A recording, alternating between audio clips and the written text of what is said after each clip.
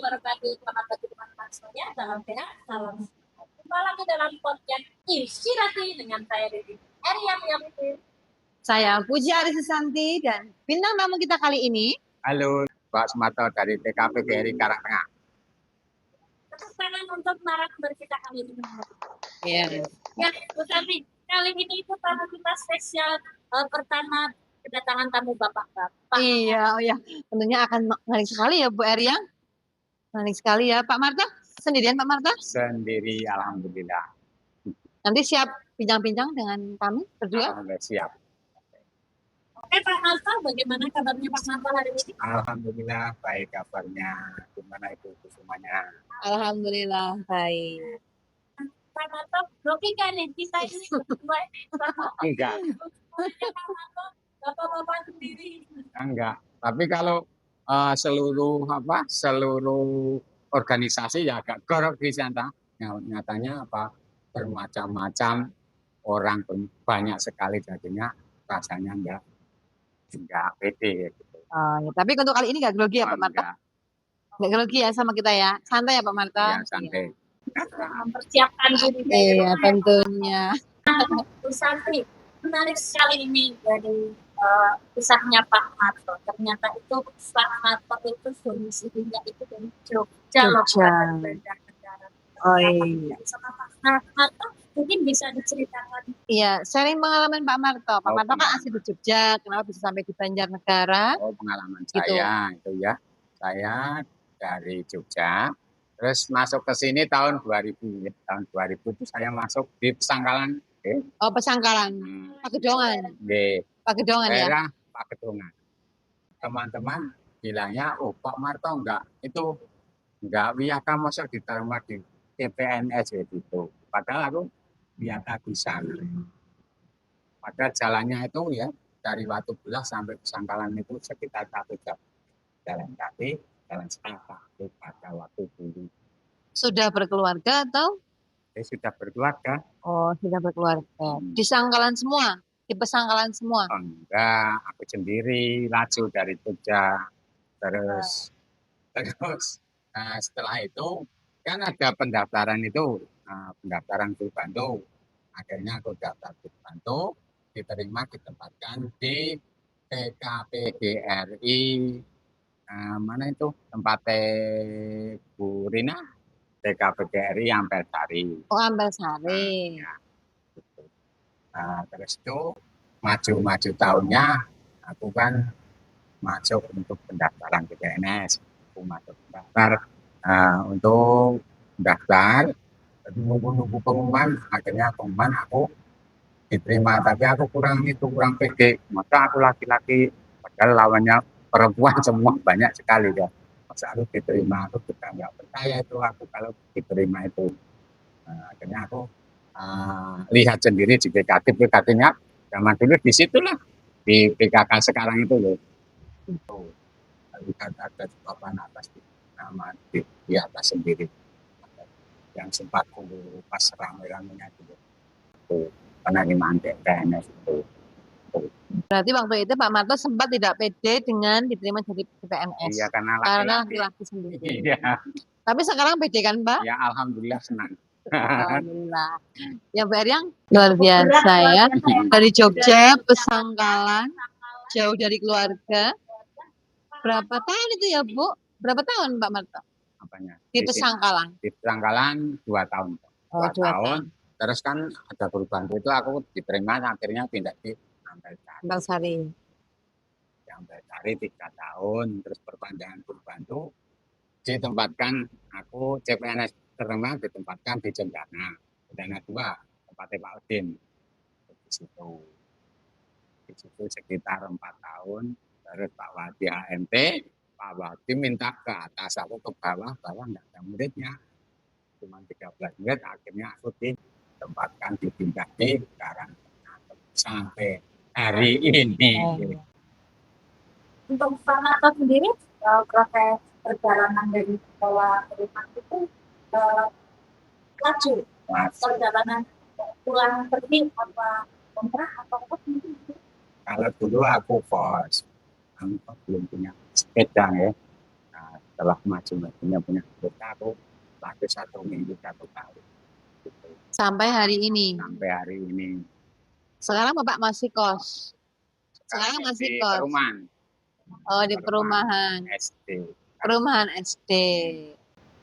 Nah, teman-teman, tadi kita sudah mendengarkan kisah perjuangannya Bapak Sumarto dari awal pengangkatan PNS ya Pak, sampai dengan ditempatkan sekarang di TK PGRI Karangtengah. Nah, ternyata ada yang lebih menarik lagi Bu Santi nih. Ternyata Bapak Marto ini kan kebetulan sosok Bapak ya. Iya. Jarang-jarang loh kalau di TK itu ada sosok Bapak. Bapak. Iya. Rasanya gimana Pak? Ya rasanya kalau sekarang ya pede saja lah. Kalau dulu ya agak-agak gimana ya. Kami lebih banyak bergaul malah sama ibu-ibu ya sekarang ya Pak.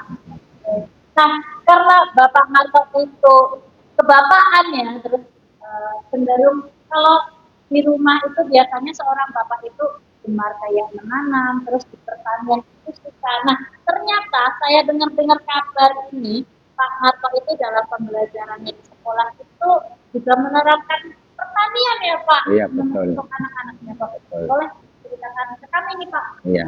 Oh. Untuk yang pertama itu Pak Marto itu memikirkan itu pembelajaran gimana caranya ya supaya mempunyai pembelajaran yang unggul kayak gitu dah. Nah, kebetulan aku punya kemampuan untuk bertani ya. Dari pertama aku itu masalahnya itu sampah ya. Masalah sampah. Setiap hari aku sampai kesel ngurusin sampah itu ya. Akhirnya saya saya kumpulkan, saya bakar, saya timbun terus itu abunya saya kumpulin, saya buatkan lubangnya itu juga pembelajaran intinya. Saya buat segi panjang, terus saya buat setengah lingkaran, saya buat persegi, saya buat lingkaran itu biar anak tahu untuk itu, untuk pembelajaran yang lanjut seperti itu. Nah kemudian untuk itu aku punya ide untuk membuat tanaman ya. Setelah aku buat kotak-kotak atau lingkaran-lingkaran itu dibuatkan sekam-sekam itu dibuat sama dicampur dengan sampah yang saya bakar, campur terus disebar terus dikasih tanaman itu bersama-sama dengan anak nanti kalau menyirami itu bareng-bareng sama anak. Kalau sudah tanamannya sudah hidup itu kan untuk menyirami itu bersama-sama dengan anak-anak itu gantian ya. Seperti itu. Itu yang pertama. Untuk yang kedua kalau memanen tuh ya, kalau memanen itu bersama juga sama anak-anak satu panen. Misalnya manen bayam seperti kemarin pas panen bayam terus dipanen bersama-sama anak satu ambil satu sama satu ambil satu dikumpulkan nanti terus disayur bersama-sama dengan anak-anak itu semuanya mengerjakannya. Terus untuk yang lainnya kan aku sudah 2 tahun ini saya terapkan itu. Sudah mengalami panen berkali-kali ya. Ada panen sayur, ada panen ubi, ada panen terong gitu. Nah, itu untuk panen ubi itu bisa difungsikan untuk membuat kue atau kue donat atau kue yang lainnya seperti kue kukus kayak gitu. Bisa. Itu juga membuatnya sama anak-anak. Mencetak kan anak-anak senang sekali kalau mencetak, kalau membuat donat itu juga membuat lingkaran itu anak-anak senang sekali. Terus anak-anak juga ini kalau yang sayuran itu juga senang makan sayur, cuman 1-2 tok yang tidak mau makan. Itu untuk penanaman memakan sayuran tanaman sendiri. Oh, berarti sampai saat ini itu hasil dari tanaman yang anak-anak tanam, dipanen sendiri, dikonsumsi sendiri. Iya. Belum sampai untuk diwirausahakan, belum. Itu yang kemarin kan sudah pas panen bayam itu diiketi tiga itu terus bagikan kepada anak. Bawa Senang pulang. sekali bawa pulang. Oh, dibawa pulang. Iya. Tidak untuk jual ke orang tua. Belum ya, Tidak, mungkin. belum. Nah, kalau untuk orang tua ya, kalau untuk orang tua itu kan aku punya tanaman bermacam-macam itu ada bayam, ada kangkung, ada pepaya gitu loh. Itu saya bagikan buat sodako siapa yang mau gitu. Daripada nggak bisa sodako yang lainnya kan, itu untuk orang tua. Berarti kalau berkenan silahkan ambil Iya. semua tanaman yang Ada sekolah. di situ di sekolah.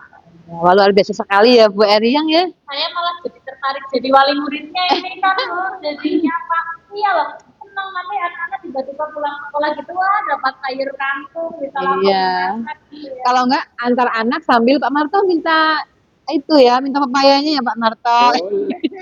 Itu di Luar situ. biasa ya Pak Marto ya. Itu Sangat menginspirasi. yang kemarin aku juga sudah pembibitan yang buahnya sejenis ini. Apa Yang itu? besar-besar. Apa? Pepaya. Oh, pepaya. Pepaya yang besar-besar. Mau saya ganti yang itu seperti itu, yang bisa buahnya besar-besar. Yang kemarin kan banyak yang itu, yang berbunga itu, yang laki-laki apa ya? Oh, yang Yang kayak jantan gitu. bunga. Bunga. Itu juga enak loh Pak Nah, dikonsumsi. ya itu kalau Ya, baik Pak Marto.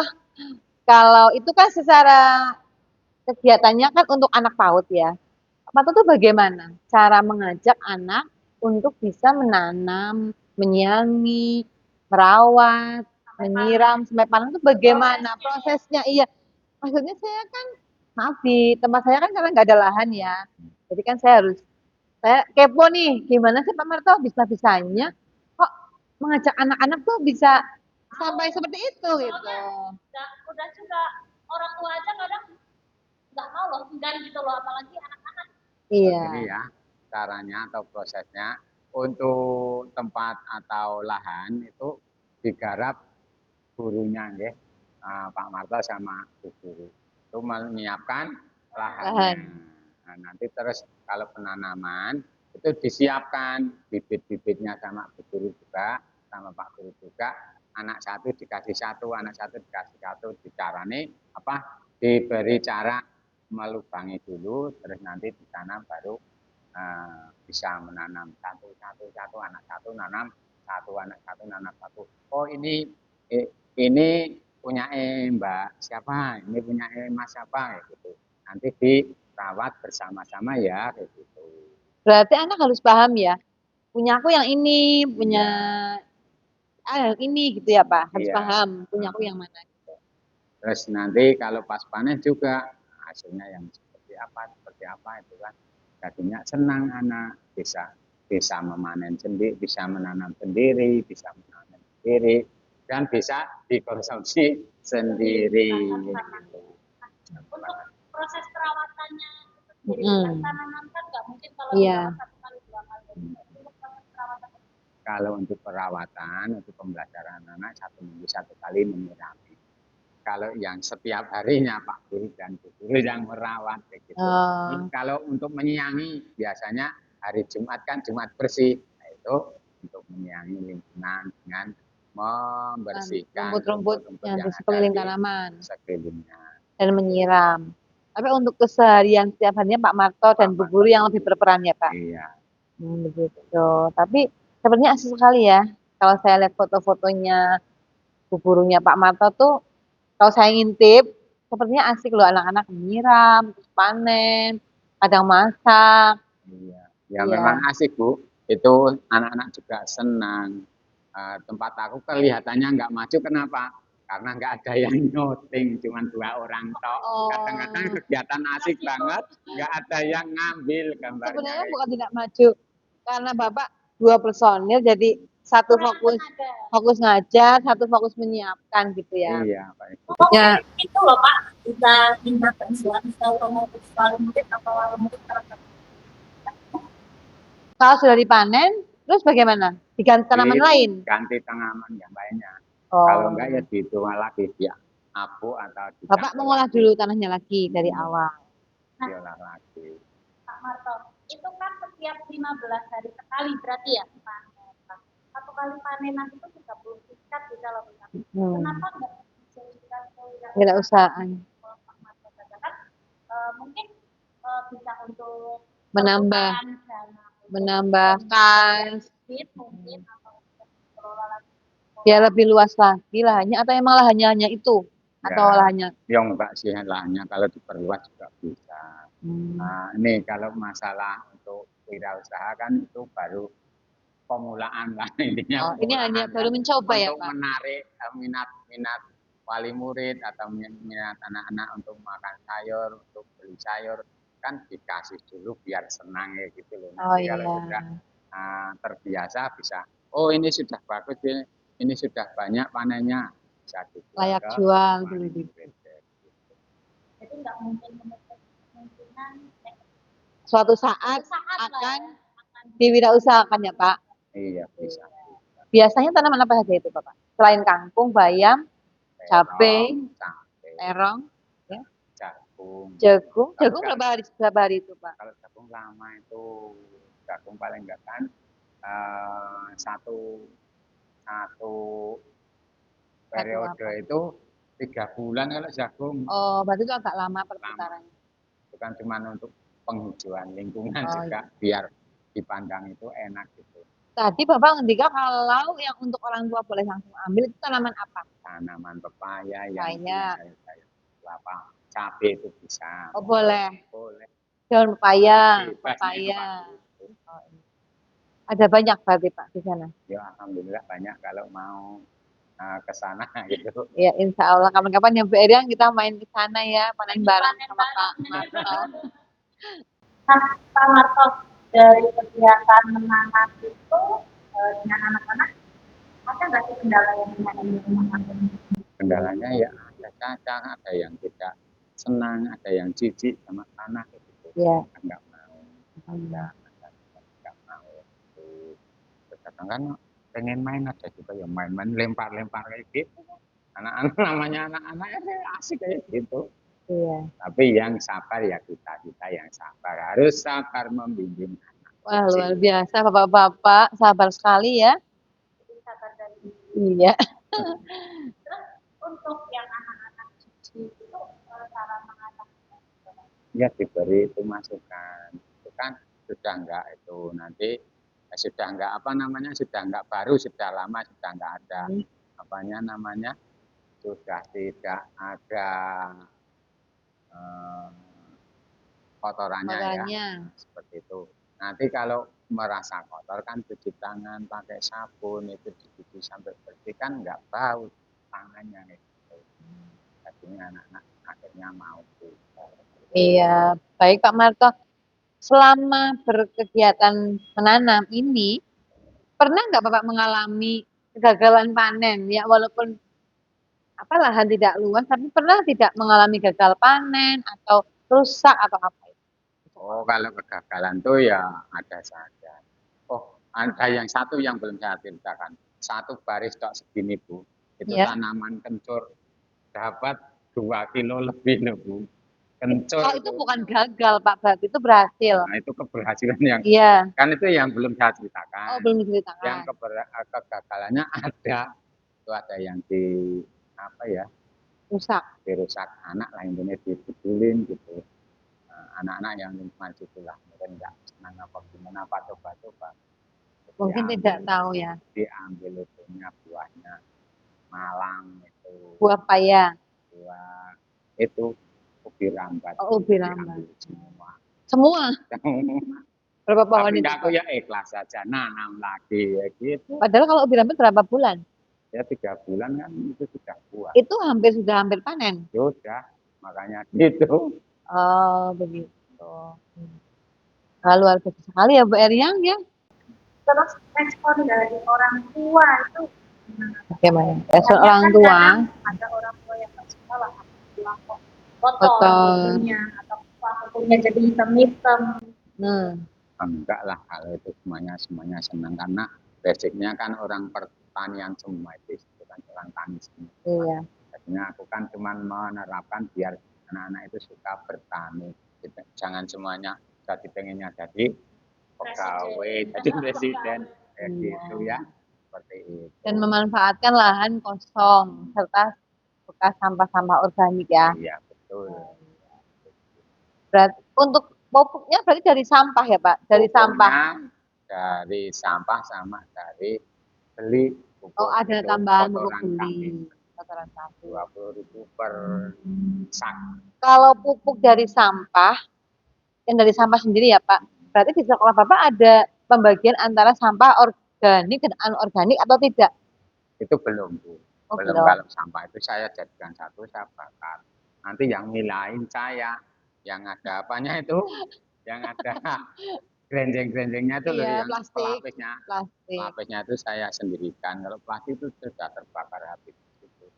Terus saya itu kumpulin. Grenjeng-grenjeng itu apa Pak? Bekas plastik atau? Aluminium yang itu anu loh, pelapis bekas makanan itu loh. Oh, itu kalau bekas itu yang dipilih dibuang. Iya, yang Kalau plastiknya terbakar. Terus kan itu kan juga ngirit aku ke buangnya sampah ke tempat sampah. Paling buang segini cuma segini toh. Nah, enak kan, lebih enak juga bersih.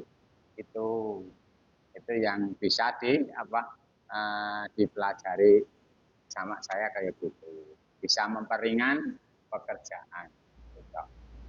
Tapi kekurangannya Bapak harus milih dulu ya. Iya. Oh iya, tapi nggak apa-apa. Yang Bu Erian, ada lagi yang mau tanya lagi sama Pak Anak? Karena kalau sekarang memang ya Pak untuk anak banyak jarang yang menjadi padahal justru itu sumber pertama mata pencaharian kalau petani ya kan. Iya. Petani kita mau makan apa? Nanti kalau generasi dari sekarang sudah ada yang jadi petani. Jadi petani ya Pak. Iya. Kedepannya kita mau seperti apa? Impor semua. Tidak mungkin. Jadi dari inspirasi Bapak Manto ini keren banget loh. Iya. Dan padahal petani ya? itu lebih besar penghasilannya daripada kita loh. Ya, semoga menginspirasi anak-anak didik Pak Marto untuk kedepannya biar semangat jadi petani karena petani juga mulia ya, pekerjaan Ya, mulia, menjanjikan dan bergengsi. Ini berarti Pak Marto kan di TKPGRI Karangtengah sudah agak lama ya. Apakah kegiatan bertani itu memang salah satu tujuan Pak Marto untuk menarik minat orang tua agar mendaftarkan siswanya ke TKPGRI Karangtengah, atau memang karena di lingkungan Karangtengah itu adalah lingkungan petani? Untuk itu kalau Pak Marto cuma menanamkan saja ke anak didik biar ke depannya besok cinta untuk bertani, tidak cuma untuk tujuan yang lain gitu. Tapi yang jelas sekolahnya kan tetap jadi lebih tinggal, lebih hijau ya Pak. Soalnya kalau nggak dimanfaatkan untuk menanam, apalagi untuk disinkronkan dengan pembelajaran ya, menanam, mungkin nggak menutup kemungkinan sekolah akan terlihat disiksa. Iya. Kalau dengan pembelajaran kan anak jadi tahu itu tanaman itu yang menciptakan siapa, jadi tahu yang menciptakan tanaman, bisa menyayangi tanaman dengan cara merawat bersama-sama gitu loh. Itu kan senang sekali anak kalau disuruh misalnya kegiatan di luar, hore semuanya keluar. Nah, terus yang bikin makin penasaran Pak, itu kan kalau untuk program menanam kan tidak perlu modal ya untuk bibitnya. Bibitnya dari uang sekolah. Dari STP. Mungkin ya yang mengurusi keuangan kan bukan saya. Yang jelas uang itu dari sekolah dikelola untuk sekolah. Iya. Oh iya. Seru sekali ya Bu Santi. Pengen gak nih Bu Santi membuat sekolahan yang seperti Bapak Marto ini? Ya kepingin, tapi sepertinya kita perlu melihat lahan ya Bu ya. Terus kata orang kan juga kalau bercocok tanam kan nggak mesti tangannya tuh cocok ya Pak. Iya betul. Apakah saya yakin ya? Saya cocoknya di bagian apa ya Bu? Ya, kadang kalau itu tangannya panas biasanya nandur mesti mati. Kalau saya dingin nih. Kalau saya juga dingin. Katanya kayak gitu. Dingin grogi namanya kan dingin. Oke pemirsa, seru sekali kita bersama Pak Marto hari ini. Terima kasih Bapak Marto atas waktunya hari ini. Mudah-mudahan semakin sehat.